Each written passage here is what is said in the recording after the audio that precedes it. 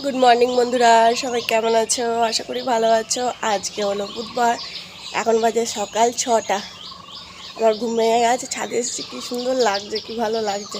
এখন আমার সকাল সকালে ঘুম ভেঙে যায়, মানে ঘুম আমার আগেও সকাল সকাল ভাঙতে উঠতাম না। এখন এই ছাদে দরজা খুলছি, গাছের ফুলগুলো দেখছি, দেখবে কত গন্ধরাজ ফুল ফুটেছে, এই দেখো ভর্তি একদম, তো খুব সুন্দর লাগছে। এই দেখো একটা টগর ফুল ফুটেছে, জবা ফুল রোদ না হলেও ফোটে না। আর সকালটা খুব সুন্দর লাগছে, দেখো পাখি ডাকছে, সবুজ সবুজ। সকালে ঘুম থেকে উঠলে তার একটা আলাদা এনার্জি, আলাদা ভালো লাগা, আলাদা হাওয়া। সকালে যারা হাঁটতে যায়, মর্নিং ওয়াক করতে যায়, তাদের শরীর খুব ভালো থাকে। আমি মর্নিং ওয়াকে যেতে পারি না, আমার ইচ্ছা হয় যেতে, রাহুল যেতে দেয় না। সকালবেলা একা একা বকাবকি করে, আগে যেতাম, তো খুব ভালো লাগছে সকালটা। এই দেখো জামা কাপড়গুলো মাখাবো, ওই যে জামা কাপড়গুলো মাখাবো। এখন গিজার চালিয়ে দিয়ে এসেছি, গরম জল হচ্ছে, আর ওকে জামা কাপড় আছে নিয়ে আসি, দিয়ে মাখাবো। ওই আমার যে কাজ করে সে এখন আসবে, জামা কাপড় কাচবে, বাসন মাজবে, তার জন্য মাখিয়ে রেখে দিই। আবার মেলে দিয়ে যাবে, আবার তোলো, ভাজ করো, যেখানে কাজে রাখো। এগুলো মাখাচ্ছি কারণ আমি বাড়ি যাবো, যেগুলো যেগুলো নিয়ে যাওয়া সেগুলো নিয়ে যাব, সেই জন্য মাখানোর জন্য তাড়াতাড়ি করছি।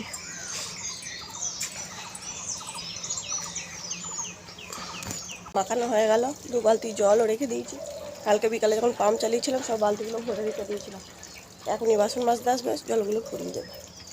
আর এই যে 2 বালতি মাখিয়ে দিলাম, গরম জল নিয়ে এলাম, নিচ থেকে মাখিয়ে দিলাম। ওই যে পাখি যাচ্ছে দেখছি, আমার একটা পায়রা ছিল, উড়ে এসেছিল, আবার উড়ে চলে গেছে, দেখছি সেটা কিনা। জলগুলো ভরে রেখেছি কেন বলো তো, যখন পাম্প চালাই জল পড়ে যায়, নষ্ট করি না। একদিন যখন আমাদের পাম্প ছিল না, জল ছিল না, আমাদের জলের জন্য খুব কষ্ট করতে হয়েছে। ওর বাড়ি থেকে জল নিয়ে এসেছি, সেই জন্যে আর এই জল নষ্ট করতে খুব গায়ে লাগে। আর সাদা নয়নতারাগুলো কী সুন্দর ফুটেছে দেখো, গোলাপি নয়নতারাও ফুটেছে দেখো। আমি এমন এমন গাছ লাগিয়েছি যেগুলো ফুল হয়, কারণ আমাদের বাড়িতে ঠাকুর আছে, ফুল হয় এমন গাছ লাগিয়েছি যাতে পুজো দিতে পারে, কাজে লাগে। এখন নিচে যাব, নিচে গিয়ে একটু বসবো, আর রাহুল মহারাজ উঠবে, তখন চা করে দেবো। তো চলো। কথায় আছে না, মেয়েদের নিজের কোনো বাড়ি হয় না, সত্যিই বাড়ি হয় না। একটা মেয়ে সারাটা জীবন বাবা মায়ের কাছে অর্ধেক জীবন কাটায়, সেই বাড়িটা তার হয় না। আবার বাবা মায়ের কাছে থেকে যখন শ্বশুর বাড়ি যায়, সেই বাড়িটাও তার হয় না। কথায় কথায় শুনতে হয়, এটা আমার বাড়ি, এটা আমার বাড়ি, বাড়ি থেকে বেরিয়ে যাও, অনেক মেয়েকেই শুনতে হয়। তো মেয়েদের আমার বলতে মেয়েদের কিছুই নেই, কিন্তু ওই বেঁচে থাকতে গেলে যেটুকু প্রয়োজন তার জন্য লড়াই করতে হয়। ছেলেদের কিন্তু মানে থাকার জন্য, টিকে থাকার জন্য লড়াইটা করতে হয় না, নিজের বাবা মায়ের বাড়িতে থাকতে পায়, তো অসুবিধা হয় না। কিন্তু মেয়েদেরকে সব সময় লড়াই করে চলতে হয়, বোঝাতে হয় যেটা আমার, শাশুড়ি শ্বশুরকে বোঝাতে হয়, স্বামীকে বোঝাতে হয়। মেয়েদের জীবনটা তো কষ্ট কেন রে ভাই?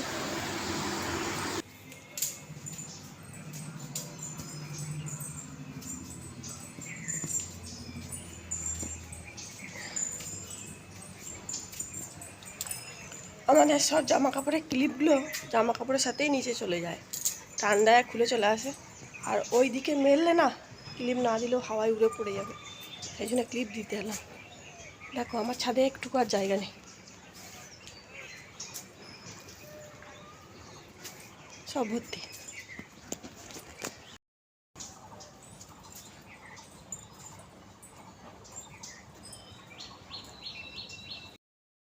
তো চলো ক্লিপগুলো দিয়ে দিলাম, আমাদের ওই সাইডের ক্লিপগুলো, নাহলে উড়ে একদম নিচে পড়ে যাবে, ওই লগা দিয়েও তোলা যায় না।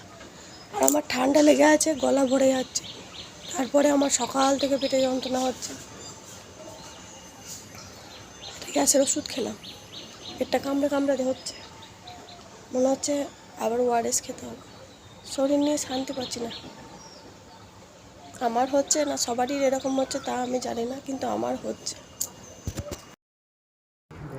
বন্ধুরা, সকাল থেকে পেটে ব্যথা, শুয়ে আছি, একটা এরকম এরকম করে ধরছে, খাইতে ইচ্ছা করছে না, কিন্তু বাঁচতে গেলে তো খাইতে হইব।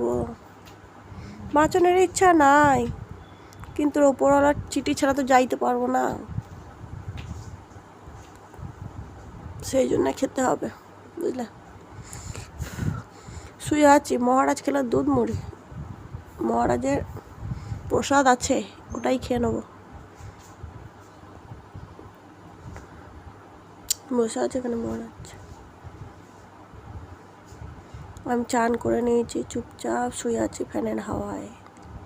একটা ঘোর ঘোর মতো লাগছে, উঠতেও ইচ্ছে করছে না, কিছু করতেও ইচ্ছে করছে না, কিচ্ছু ভালো লাগছে না। মহারাজকে এতদিন ধরে বলছি ব্যাগটা ধুয়ে দে, ব্যাগটা ধুয়ে দে, দিচ্ছিলাম। আজকে ব্যাগটা ধুয়ে দিয়েছে, 1 ঘন্টার মধ্যে নিয়ে চলে এসছে। পুরো ব্যাগটা ভিজে, কি না দেখবে। এই যে জামা কাপড়গুলো বার করে রেখেছে, মামার বাড়ি নিয়ে যাবে বলে, ওগুলো ব্যাগে ভরার জন্য ভিজে ব্যাগটাই নিয়ে চলে এসছে ছাদ থেকে। এবার আবার যাই ছাদে গিয়ে দিয়ে আসি, ছাদে সকালে জামা কাপড়গুলো দেওয়া আছে, নিয়ে আসি। কর্ম করে যেতে হবে, শরীর খারাপ, শুয়ে থাকা যাবে না বাবু। তো সেই জন্য নিয়ে আসি আর এই ব্যাগটা দিয়ে আসি। পাগল ছেলে, বড় লম্বাই হয়েছে, বুদ্ধি নেই। একটা মেয়ে ঘুম থেকে উঠে থেকে রাতে শুতে যাওয়া পর্যন্ত বাড়ির সমস্ত কাজ করতে থাকে। রান্নাঘরে রান্না করা, ঘরদোর গোছানো, বাসন মাজা, প্রত্যেকটা মানুষকে কী খাবে তার যত্ন করা। অথচ কথায় কথায় মানুষকে শুনতে হয় এই বাড়িটা তোমার নয়। আর এই বাড়িটা যদি আমাদের নাই হয় তাহলে আমরা এত কাজ করি কেন? আমাদের যদি বাড়ি না হবে, বাড়ির মানুষগুলো যদি আমাদের না হবে, তাদেরকে আমরা খেয়াল রাখি কেন? তাহলে আমাদের যদি না হবে, আমরা বাড়ির মানুষগুলোকে যত্ন করি কেন? প্রত্যেকজনের অসুবিধা সুবিধা দেখি কেন? কে কী খাবে, কে কী পছন্দ করে, কে কী ভালোবাসে, এগুলো আমরা দেখি কেন? আমাদের বলেই তো আমরা যত্ন করি, কিন্তু দিন শেষে শুনতে হয় এটা আমাদের নয়, এটা আমাদের নয়। আমাদের যদি নিজেদের কোনো বাড়ি থাকতো, তাহলে হয়তো শ্বশুরবাড়ির লোকরা বলতে পারতো না কথায় কথায়, এটা তোমার বাড়ি নয়, এটা তোমার জিনিস নয়, এটা তোমার নয়। শেষমেশ ভাবলাম খাইতে তো হবে, তাহলে রান্না করতেও হবে। সেই জন্য ডিম আলু চাপিয়েছি, পেঁয়াজ কেটেছি,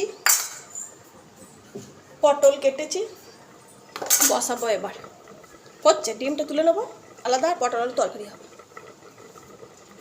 গরম হেভি পড়েছে, হেভি চাঙ্গা করে গরম পড়েছে, বুঝলে। তোমাদের এখানে গরম কেমন বলো। পটলের তরকারি হয়ে গেছে, এই দেখো পটলের তরকারি ধোয়া ওটা ভাত, আর এদিকে হচ্ছে হালকা করে পাতলা করে চিকেনের ঝোল। তোমরা খেয়েছো? জানি খাও, আমি না বলে তো তোমরা খাবেই না, সেই জন্যই বলছি খাওয়া দাওয়া করো না। আমি তো খেতে বসছি 2টো বাজছে, এখন আমরা 2টো না বাজলে খাই না, বড় লোক হয়ে গেছি। গরিব মানুষরা তাড়াতাড়ি খেয়ে নেয়, খিদে পায়, আর বড় লোক হয়ে দেরিতে খিদে পায়, কারণ আমরা 1টার সময় চা খাই। থালাগুলো হেভি চকচক করছে না, থালাগুলো হেভি হেভি ফাটাফাটি চকচক করছে। আর এইটা হলো আমার পটলের লুক, ভাতের লুক।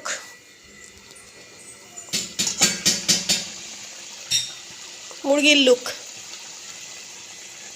মুরগি